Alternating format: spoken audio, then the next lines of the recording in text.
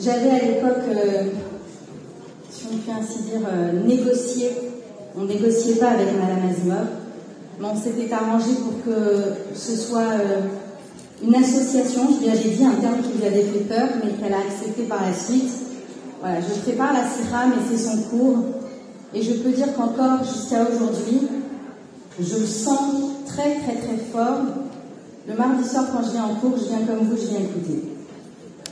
Alors, la sira que nous allons étudier ce soir, c'est sur la paracha de Vayera. Une sira qui se trouve dans le Chelek Rafé Aleph, pour celles qui me l'ont demandé.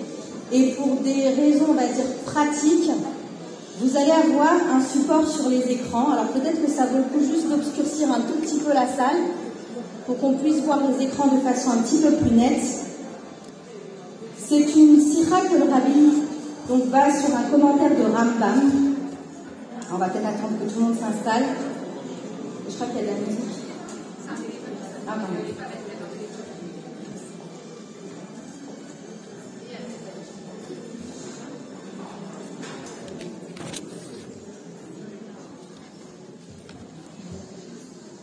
Une sira sur un passage du Rambam de Maïmonide dans le Yad HaChazaka qui va, je vous le garantis, révolutionner, apporter un regard absolument incroyable et profond sur la mitzvah d'Achnasat Orchim, la mitzvah d'accueillir des invités, de recevoir des gens chez soi à la maison. Alors dans notre paracha, vous avez les versets qui sont affichés. Je dois les avoir moi aussi, normalement, et non. On a tout au début de la paracha Dieu qui apparaît à Abraham, que Chom Hayom, il fait chaud, on sait qu'Abraham est tout juste circoncis au 3e jour de sa circoncision. Et voilà que, alors que Dieu s'adresse à Abraham, Vayar veine shlosha anashim. Abraham voit 3 hommes, et on le sait, il va interrompre son échange avec Akadosh Baruch Hu pour courir à la rencontre des anges. D'accord ? Et le texte continue, et on voit comment est-ce que donc, Abraham dit à Dieu qu'il s'excuse, il le fait patienter, et qu'il va aller donc s'occuper de ses invités.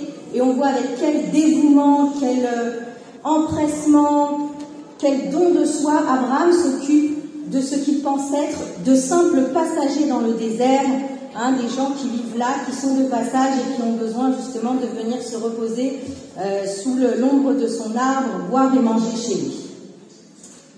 De l'expression Vayar veine shlosha anashim, et il vit, voilà qu'il y avait 3 hommes, le Rambam nous dit que l'on apprend l'importance de la mitzvah de Achnasat Orchim. Ugdola Achnasat Orchim, nous dit le Rambam donc dans les Ilchot Avel, et grande est la mitzvah de Achnasat Orchim et Kabbalat Pnei Shrina, plus grande encore que de recevoir la présence divine, chez Nehemar, comme il est dit, Vayar veine shlosha anashim, voici qu'il vit, et il y avait 3 hommes. Donc du fait qu'Abraham a vu les 3 hommes, on en déduit l'importance de la mitzvah de Achnasat Orchim. Le Rabbi pose une question sur ce passage de la halacha. Et il nous dit, c'est bizarre. Quelle est la preuve?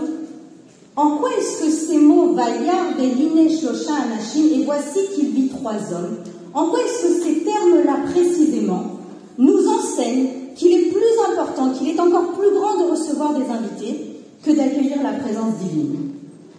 En quoi justement ces termes? Et le Rabbi précise et il remarque le fait que Rambam ne met même pas etc. C'est-à-dire que c'est pas qu'il fait référence à la suite de l'histoire en disant il vit 3 hommes, etc.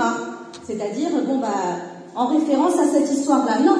Rambam cite ces 4 mots-là, Vayar veine shlosha anashim, voici qu'il vit 3 hommes, et il nous dit de cette expression, de ce passage de la Torah, on apprend à combien est-ce qu'il est important de recevoir des invités. Donc la première question du Rabbi, c'est en quoi précisément ces termes-là nous prouvent l'importance de recevoir des invités au détriment, entre guillemets, de la présence de la Shrina. La deuxième question que porte le Rabbi, Rambam se base sur un passage de la Gemara qui nous dit effectivement que la mitzvah d'Achnasat Orchim est encore plus importante que celle de recevoir des invités. Mais ce passage dans la Gemara, notamment dans Masechet Shabbat, va citer un autre passage, le verset d'après, non pas ce que fait ici Rambam et il vit 3 hommes, mais le Rambam la Gemara cite la suite. Et donc Abraham leur dit, s'il te plaît Dieu, ne pars pas, Al-Natavor, s'il te plaît, ne pars pas, il met Dieu en attente le temps où il reçoit les invités. On peut passer à la prochaine diapo. Merci Richard, on s'est organisé. Donc ça c'est les 2 questions que vous avez ici du Rabbi. La première, en quoi l'expression Abraham dit 3 hommes, en quoi ces termes-là précisément nous prouvent l'importance de Achnasat Orchim. Et la deuxième question, pourquoi Maïmonide ne rapporte pas plutôt le verset qui vient après, Vayomer, et il dit, Adna, Hachem, Imna Matzatichen Be'enecha, si j'ai trouvé grâce à tes yeux, Alna Ta'avor, s'il te plaît, n'avance pas. Et Rashi là-bas dans la Gemara explique, Vevinicho Ve'chalach lekabel Orchim, Abraham a laissé Dieu et il est allé recevoir ses anges. A priori, le passage que cite la Gemara est tellement plus logique.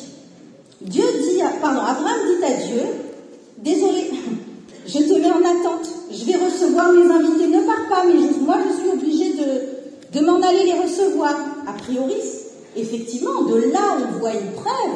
Si Abraham a pu dire à Dieu qu'il le quittait pour recevoir ses invités, qu'il s'en allait pour recevoir les invités, de là effectivement on a une preuve très claire que Achnasat Orchim est une mitzvah tellement importante que l'on peut même quitter la présence de Dieu, enfin mettre Dieu en attente, on va dire, pour aller recevoir ses invités. Donc le Rabbi pose la question et nous dit, regardez quelque chose. Rambam, qui a priori s'inspire donc de la Gemara, change les mots du texte sur lesquels il se base. La Gemara se base sur le fait que Abraham mette Dieu en attente, et Rambam fait le choix de choisir un autre morceau de ce passage, il vit 3 hommes, qui a priori est une preuve bien moins claire et explicite, qui l'oblige à changer, à faire autrement que le Talmud, ce qui n'est pas son habitude. Et donc, ce que nous allons essayer de comprendre dans un second temps, c'est pourquoi Maïmonide fait-il ce changement. Pourquoi, selon lui, c'est justement le passage « Et il vit 3 hommes » qui nous montre l'importance d'Achnasat Orchim, plus encore que ce que rapporte la Gemara, et il mit Dieu en attente, il dit à Dieu, ne t'en va pas le temps que je reçois mes invités. D'accord? Donc on a 2 questions, ça va être simple, je vous rassure. Les 2 questions, la première, c'est en quoi est-ce que ces 3 mots, enfin ces 4 mots, Vagar, Bene, Shlosha, Anashim, il vit 3 hommes, est une preuve à l'importance de la mitzvah de l'Achnasat Orchim. Et la deuxième question, c'est pourquoi est-ce qu'il décide de faire autrement qu'a fait le Talmud, alors qu'a priori, c'est moins explicite. On peut passer à la prochaine diapo. Merci Richard. Alors, le Rabbi répond de façon très claire à la première question qui était en quoi est-ce que justement ces 3 mots, et il vit 3 hommes, nous prouvent l'importance de Achnasat Orchim. Et il fait le raisonnement suivant. Il nous dit, Abraham se tient devant la présence divine qui s'est révélée à lui. D'accord ?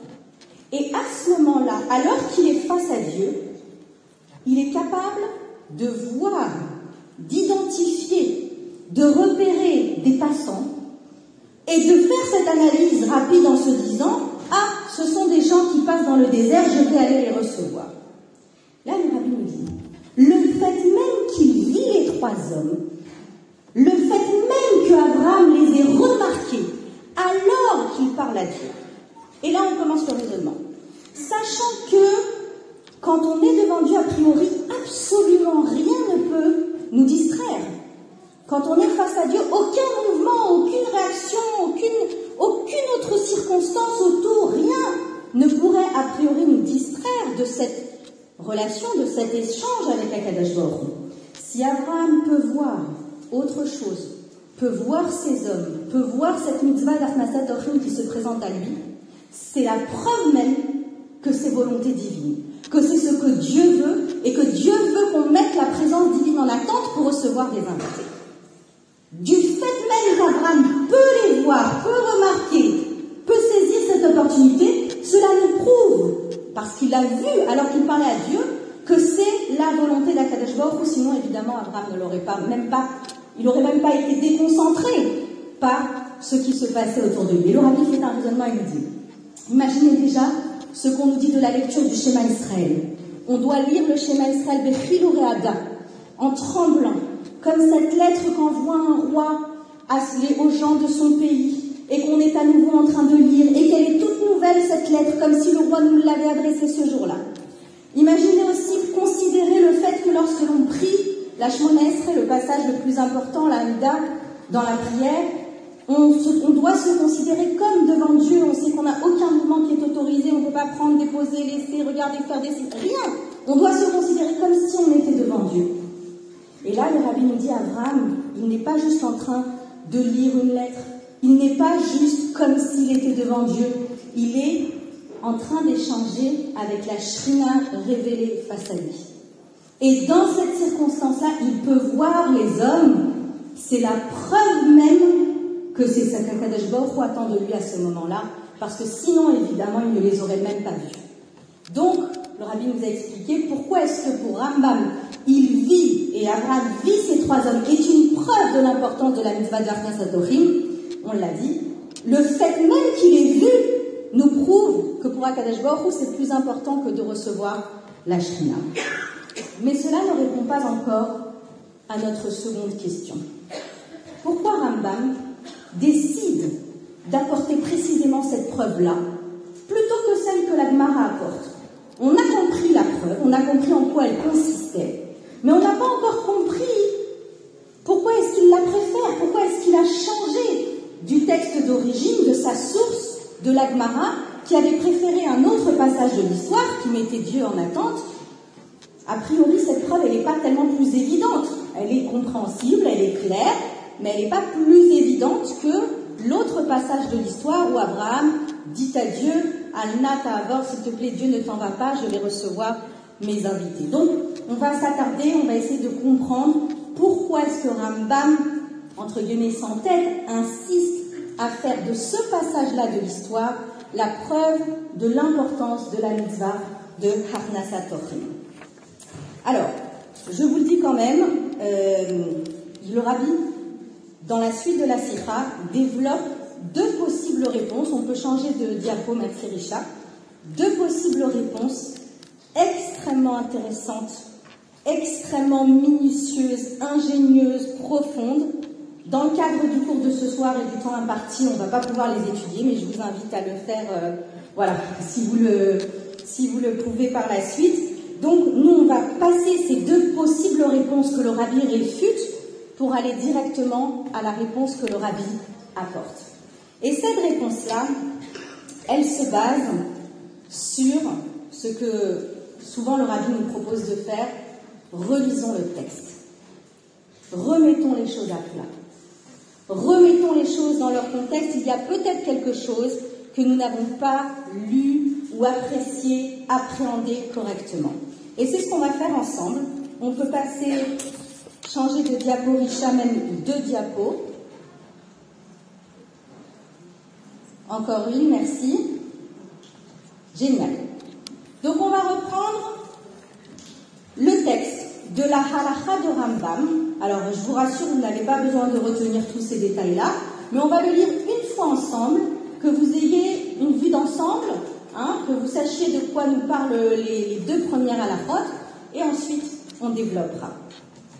Alors dans la toute première halakha de ce 14e pérec de Krot Avel, voilà ce que nous dit Maïmonide. Mitzvah taseh shel divrehem, c'est une mitzvah de nos sages, les vaker cholim, de visiter les malades, de consoler les endeuillés, de faire sortir la personne décédée, de s'occuper de la kala et d'accompagner les invités. Donc dans ces mitzvot-là, ces mitzvot dans le rapport aux autres, il met le fait de raccompagner nos invités après les avoir reçus, après le repas, après leur séjour, etc., de les raccompagner. Je continue. De s'occuper de tout ce le nécessaire pour un enterrement, de porter la personne qui est décédée sur sa propre épaule, d'aller de faire les oraisons funèbres, de creuser la tombe, etc., de réjouir le khatan et la kala et de les aider dans tout ce qu'ils ont besoin. Veheloen, et ce sont Gmilut Chasadim Shebegufo, des choses qu'on peut faire avec son corps, avec sa personne. Hein, il s'agit de réjouir les mariés, il s'agit d'aller creuser la tombe pour une personne décédée, etc. Toutes ces choses-là, c'est de la bienfaisance qu'on peut faire avec son corps, avec sa personne, et Ein Laim Shiur, elles n'ont pas de mesure. D'accord? Parenthèse, à la différence d'un autre passage où Rambam va nous donner le shiur, la mesure des mitzvot de Gmilut Chasadim que l'on peut faire avec son argent. D'accord? Il y a Gmilut Chasadim des Goufo, ce que l'on peut faire avec son corps et ce que l'on peut faire avec son argent. Et donc il nous dit, on n'est pas limité de combien on peut se donner, de combien on peut s'investir, de combien on peut réjouir. On n'est pas limité. Et on continue, Afalpu Shekol Mitzvot Elu Midivrehem, même si toutes ces mitzvot-là, ce sont les Chachamim qui les ont définies, Haren Bichlal, elles sont incluses dans la mitzvah Ve'ha'avta lereacha kamocha. Donc mitzvah de la Torah, mitzvah de Oraita, tu aimeras ton prochain comme toi-même. Kol advarim she'ata rotze sheyasu otam lecha acherim, aseh atem otam lachicha betorah mitzvot. Tout ce que tu veux que les autres te fassent, fais-leur aussi dans la Torah et les mitzvot. Donc je fais juste une remarque. Dans cette première halakha, Rambam énonce parmi les mitzvot de Gmilut Chasadim chez les Bifo, les mitzvot de bienfaisance avec sa personne, les lavot haochim, de raccompagner les invités. Dans la halakha bet, le Rambam va détailler ce qui est autour donc des invités. Srar halevay merubeh minakol. Le sachar, la récompense du fait de raccompagner les invités, est plus important que tout. Vehu achok shechakeko Avraham Avinu. Et c'est la loi qu'Avraham Avinu a fixée. Vederech hachesed shenahag ba. Et le chemin de bonté dans lequel il s'est conduit. Ma'achil ovred drachim. Il donnait à manger aux passants. Mashke otan. Il leur donnait à boire. Umelave otan. Et il les accompagnait. Et plus grand est le fait de recevoir des invités, plus encore que de recevoir la présence divine. Ça, c'est notre passage à nous, qui renvoie à notre paracha Breshit Yutret-Bet, Vayar Verine Shlosha Anashim. Et voici qu'il vit 3 hommes. D'accord? C'est ce qu'on étudie depuis tout à l'heure. Velivuyam Yoter Mecharnasatam. Et le fait de les raccompagner est encore plus important que de les accueillir. Ok? Amru Chachamim, nos sages ont dit, Kol she'ino melavé, tout celui qui ne raccompagne pas ses invités, Ke'ilu shofer damim, c'est comme s'il versait du sang. Dans la halakha Gimel, je vous ai mis juste le début, le Rambam rappelle que dans chaque ville, il y avait un beth din qui raccompagnait les invités et qu'on les forçait à le faire et sans quoi ils pouvaient être responsables, on le sait, dans la mitzvah de l'Egla Arufa, ils pouvaient être responsables des accidents qui se passaient avec les gens qui étaient en route. Il était donc capital de faire en sorte que le beth din s'assure que la personne soit raccompagnée autant que nécessaire. Bon. Donc ça, vous avez vu le contexte, vous avez vu donc dans quel contexte est-ce que Rambam nous dit que recevoir des invités est encore plus important que de recevoir la Shrina, comme il est dit par Achat Vayera, et il vit 3 hommes. Ok. Le Rabbi va poser 2 questions sur ces halachot, et de la réponse de ces 2 questions, toutes les pièces du puzzle vont se mettre en place, et on va se rendre compte à quel point est-ce que ce que Rambam nous dit ici est extrêmement clair, et peut-être quelque chose à côté duquel nous étions passés jusque-là. Alors, on peut changer de diapo, merci Richard. Dans la toute première halakha, le Rambam énonce, on a vu, le fait de visiter les malades, le fait d'enterrer les personnes qui sont décédées, etc. Et parmi cela, les lavot ha'ochim, d'accompagner les invités.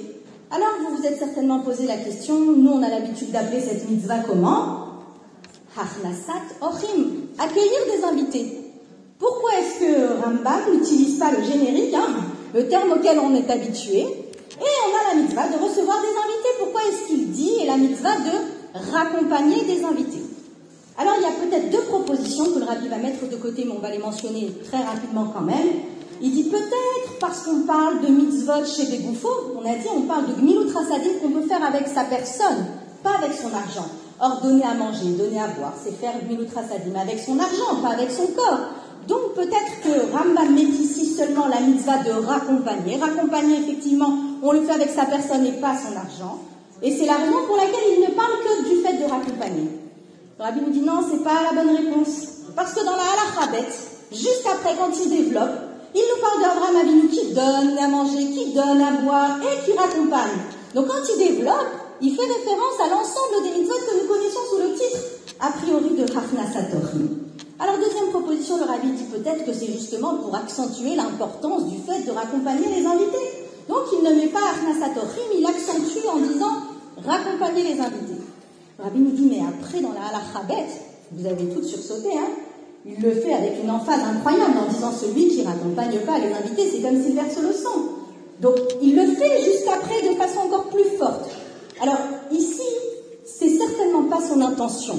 Il a mis ici raccompagner les invités pour une autre raison à laquelle on va s'intéresser tout de suite. On peut passer, changer de diapo. Merci. Ok, deuxième et dernière question. Dans la Halacha Bet, Rambam commence en disant Schar halevaya meruba minakol. La récompense de raccompagner quelqu'un, elle est plus que tout, elle est extraordinaire, plus que tout ce qu'on peut trouver dans cette mitzvah. Et il termine en disant, et le fait de ne pas raccompagner, c'est comme si on a versé du sang.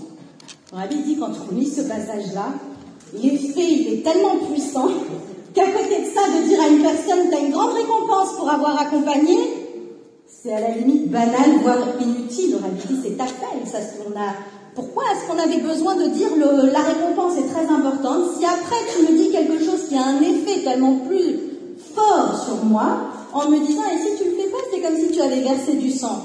La récompense, me dit le Rabbi, elle est incluse dans cette dernière phrase. J'ai plus besoin qu'on me la détaille.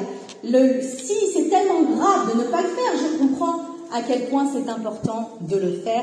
Alors évidemment, on va reprendre tout ça et on va comprendre que chacun de ces termes, chacun de ces mots nous apprend et est un reflet de l'idée de la position de Rambam sur cette merveilleuse mitzvah. Alors, on peut passer de diapo.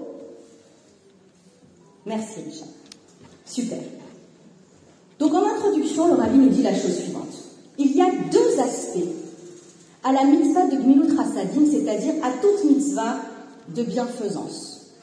Il y a ce que l'on apporte à la personne, donc le bien prodigué, on lui donne à manger, on lui donne à boire, on lui donne de l'argent, on répond à un besoin, on apporte quelque chose, donc il y a ce premier aspect.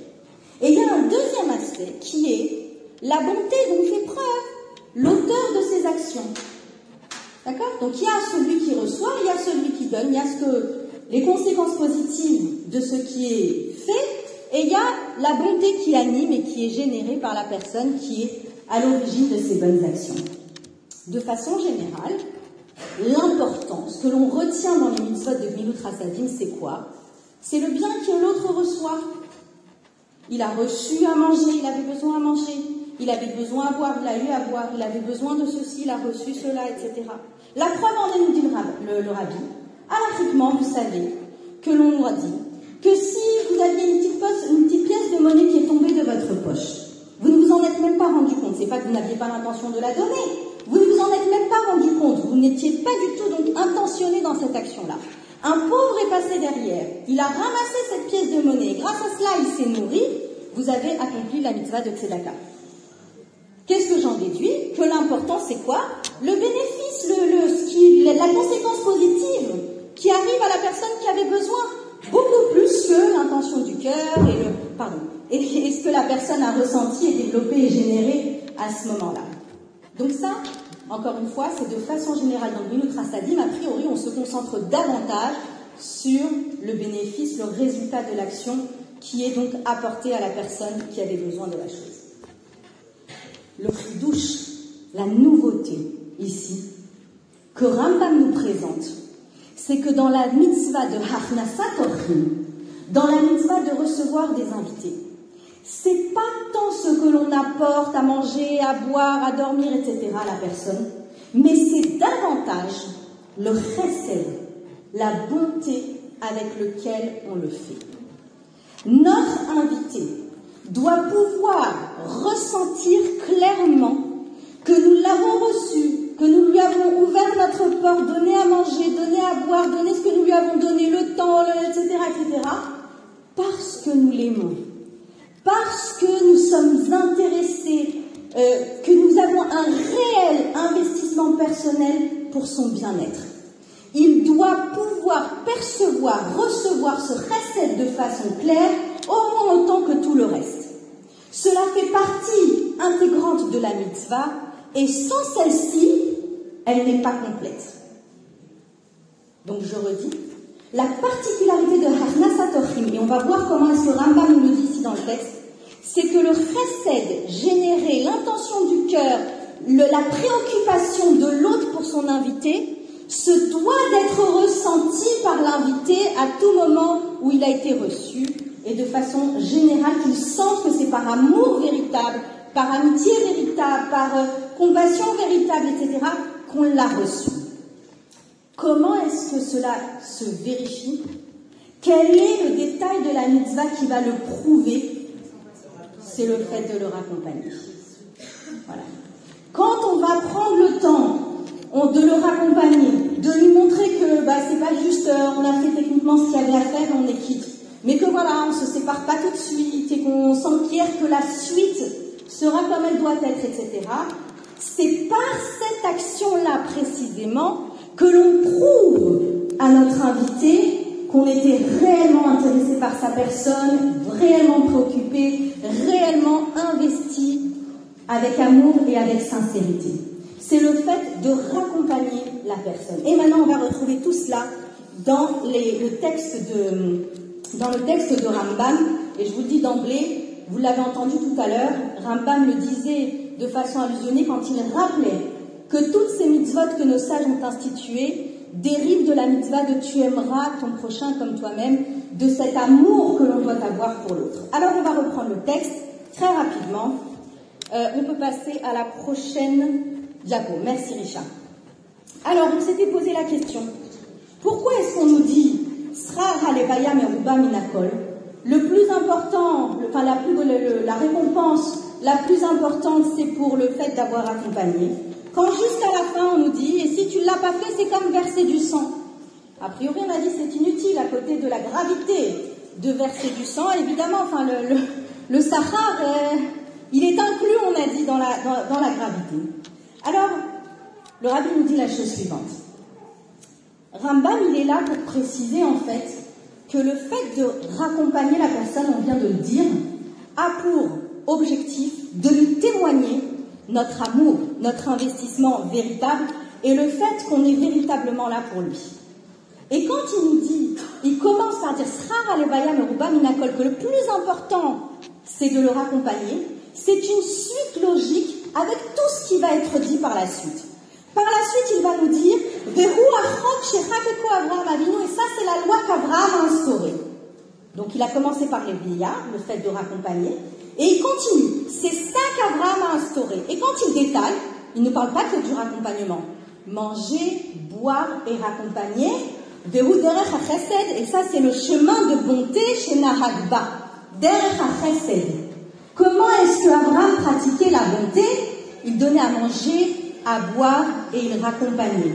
Donc on introduit par le raccompagnement, on continue en disant c'est cela qu'Abraham nous a transmis. À recevoir des invités, c'est pas leur donner à boire et à manger, c'est terminé. C'est pas avoir répondu à un besoin technique précis. C'est avoir fait preuve d'amour, d'avoir, comme l'a fait Abraham, raccompagné ses invités.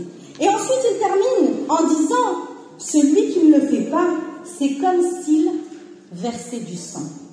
Et là, le rabbi nous dit, ça veut dire quoi comme s'il versait du sang? Alors, on a vu l'origine du texte dans la Gemara, c'est le fait qu'effectivement, à l'époque, quand les personnes partaient, qu'elles quittaient la ville, elles pouvaient ne pas connaître leur chemin, ne pas savoir vers où se diriger, donc on les orientait pour évidemment les protéger physiquement.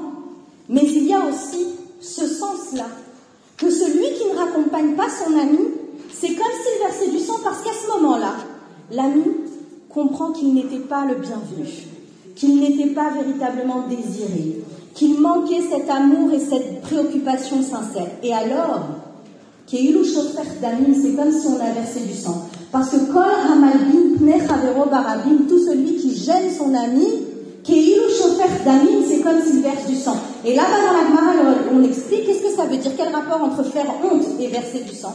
Il dit quand une personne elle est gênée, il y a le rouge qui vient et il s'en va, donc le sang monte au visage, il s'en va et la personne devient pâle.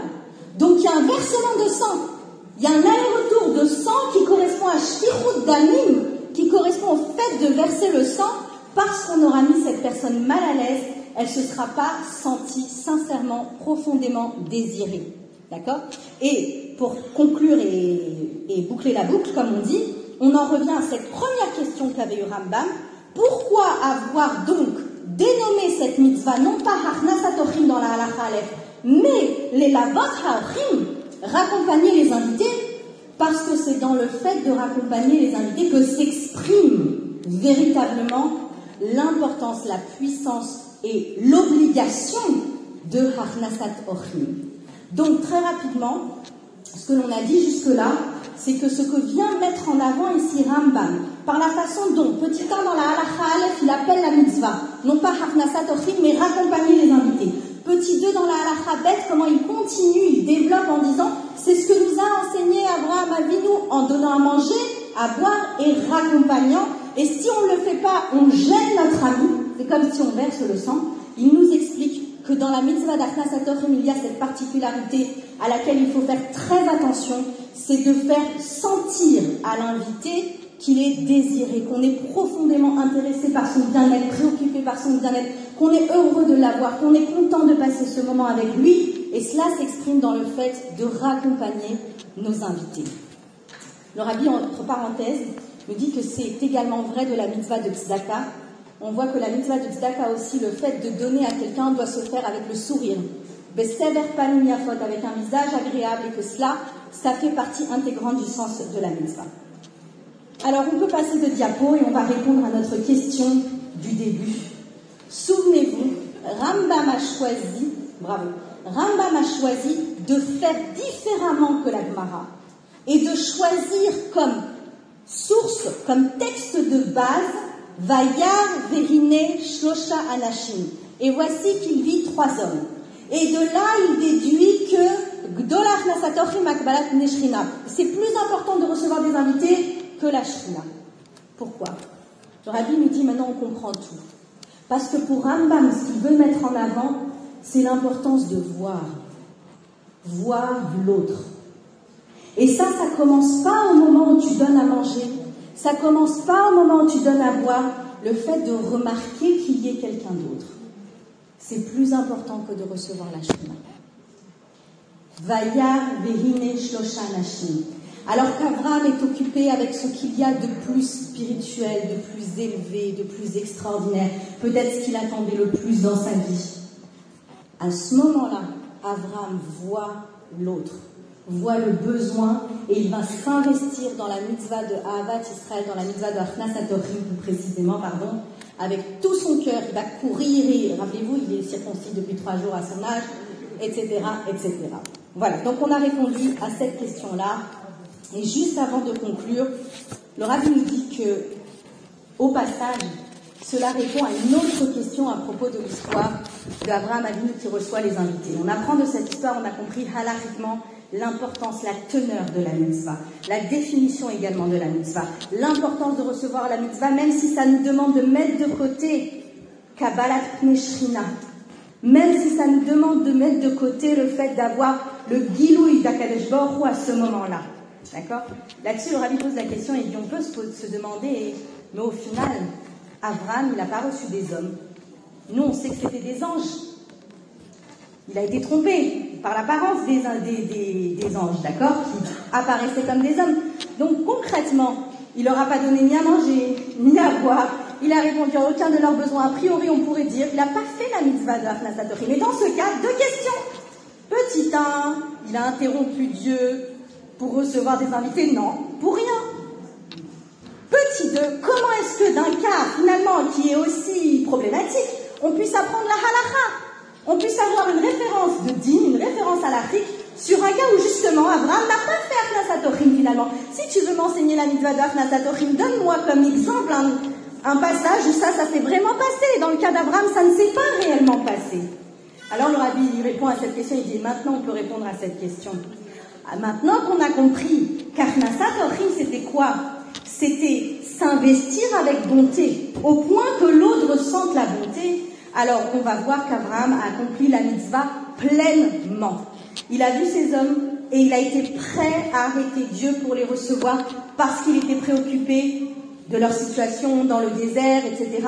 Donc à son niveau, tout le chesed était là. Il les a vus, il les a remarqués à ce moment-là. Et même les anges, qui étaient des anges, ils n'ont peut-être pas profité de la nourriture physique parce que c'est pas ça qui les nourrissait. Ils n'ont peut-être pas profité de l'eau et du lait, parce que c'est pas ça qui les nourrissait.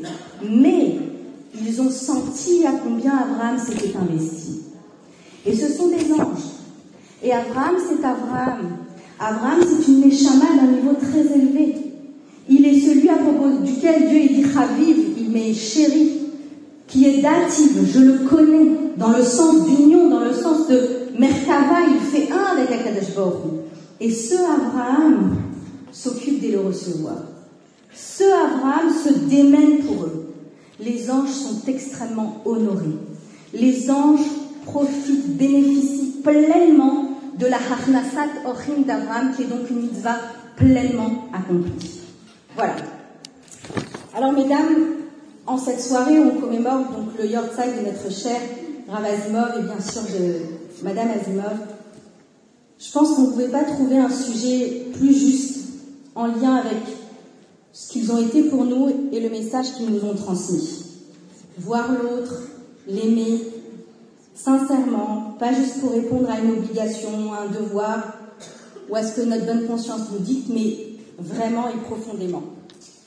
Et cet amour, on le ressentait dans chacune de leurs actions, et comme Béla m'a demandé d'ajouter une toute petite note personnelle, ce qui m'a pas toujours facile, je vais juste vous raconter une toute petite histoire, en me passant de tout commentaire, mais quand mon frère s'est marié, je crois que c'était ou le premier mariage qui n'était pas le mien dans la famille, ou le deuxième, je ne sais plus, mais un des premiers.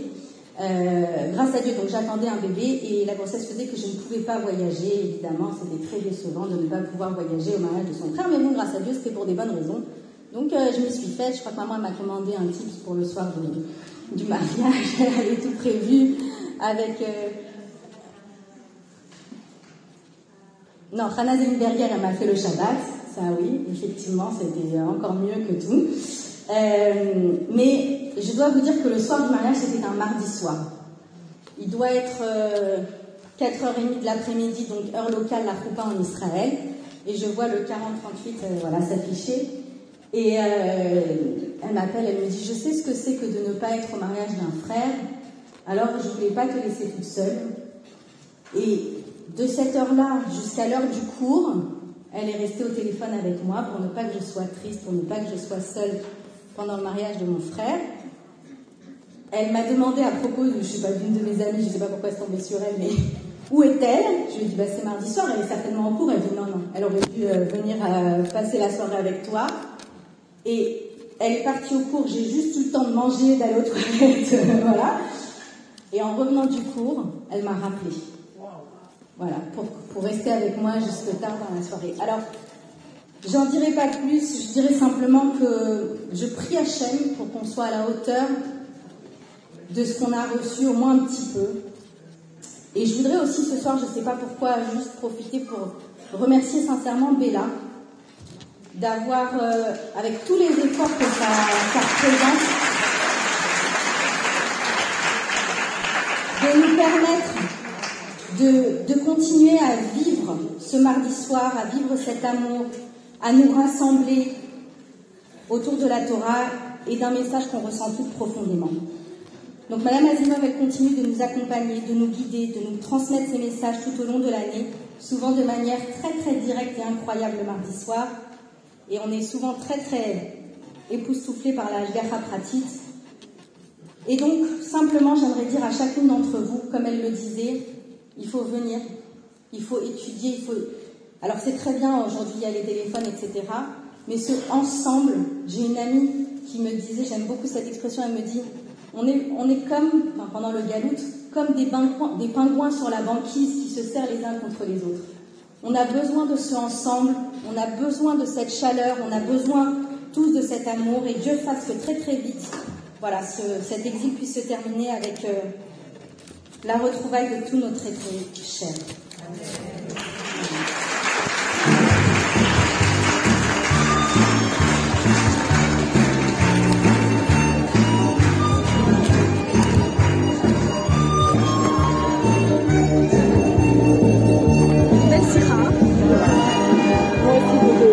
La montagne.